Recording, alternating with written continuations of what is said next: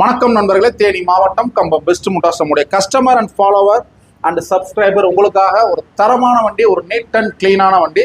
ஷோரூம்ல எடுத்தா எந்த அளவுக்கு கண்டிஷன் இருக்குமோ அந்த அளவுக்கு 99% பக்காவா இருக்கு. என்ன அப்படின்னு பாத்தீங்கன்னா டிவிஎஸ் எக்ஸல் 100 2022 மாடலு, செல்ஃப் கண்டிஷன்ல சிங்கிள் ஓனரு, தரமா இருக்கு. ரெடி கேஸ் வண்டி, பச்சை கலரு.